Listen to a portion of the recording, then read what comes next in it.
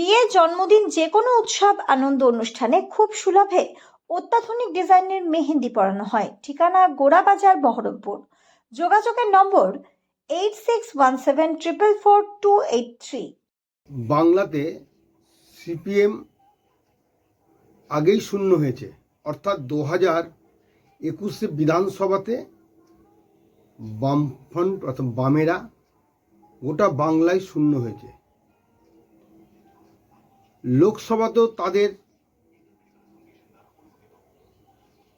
কেউ বলার নাই, বাংলার জন্য কেউ বলার নাই।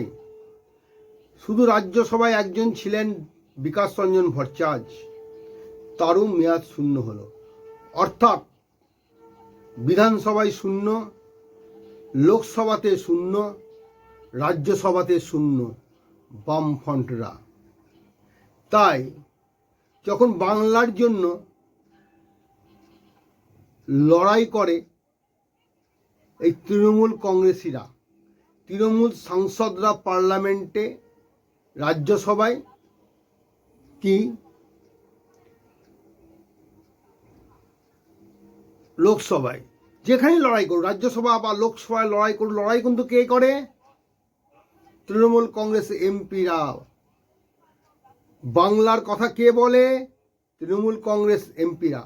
তাই বলি, যখন গণশক্তিতে বড় বড় করে লেখা হয় বাংলার জন্য এটা দরকার ওটা দরকার, কে লড়াইয়ের জন্য কে লড়াই করছে, কোন সাংসদ করছে, সেটা লেখা থাকে না ওই গণশক্তিতে। তাই আপনারা অনেক আগেই মানুষের মন থেকে চলে গিয়েছেন, অর্থাৎ বামফ্রন্ট আর মানুষের মধ্যে নাই, মানুষের কাছে নাই। বামফ্রন্ট চলে গেছে, বিধানসভাতে চলে গেছেন, ছিল লোকসভা, সেটাও চলে গেছেন।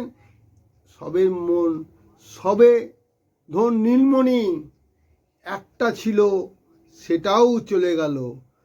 তাই আপনাদের এখন চায়ের দোকানে বসে বড় বড় কথা বলবেন, মমতা ব্যানার্জির দল তৃণমূল কংগ্রেসের সমালোচনা করবেন, এর চাইতে বেশি কিছু নয়।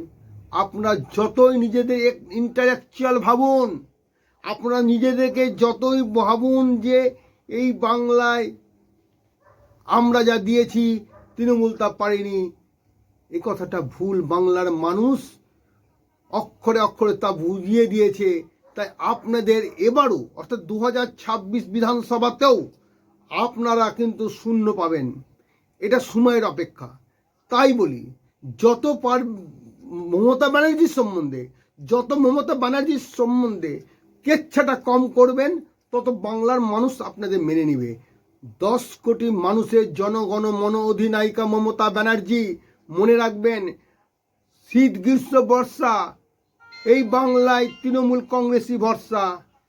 তাই বলছি, পাহারাদার একজনই আছেন, তার নাম মমতা ব্যানার্জি। তাই যতই করুন কেচ্ছা, এবার নবান্নে যাবে সেই হাওয়াই ছুটি। আপনারা যতই করুন কেচ্ছা, কোনো লাভ নাই। জেলা বার্তার রিপোর্ট, মানিক ভট্টাচার্য, মুর্শিদাবাদ।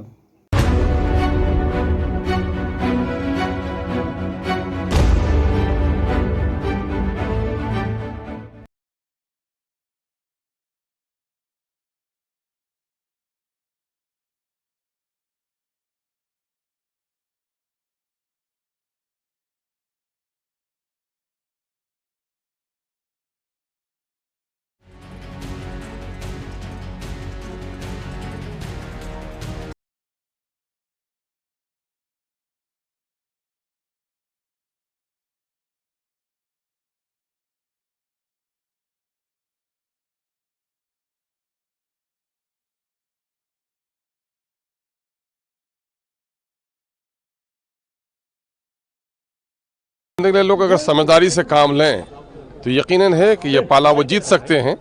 तो हम लोगों ने तो शुरू दिन में कह दिया है, उनके कहने से पहले हम लोगों ने कह दिया है कि साहब अब की बार एमआईएम को मौका दीजिए आप लोग, है ना। और एमआईएम का चूँकि उच्च सदन में कोई प्रतिनिधित्व नहीं है, और इस वक्त बैरिस्टर असदुद्दीन ओवैसी साहब जिस तरह से गला फाड़ कर सीना तान कर 56 इंच वाले सीना के सामने बात करते हैं। आपके पास नहीं है कोई ऐसा आदमी। MIM के आदमी को दीजिए ताकि हम उच्च सदन में भी अपना प्रतिनिधित्व भी कर सकें और आपके जो विचारधारा है वो विचारधारा हमारा भी है, हम उसको वहाँ उल्लेख कर सकें उसका।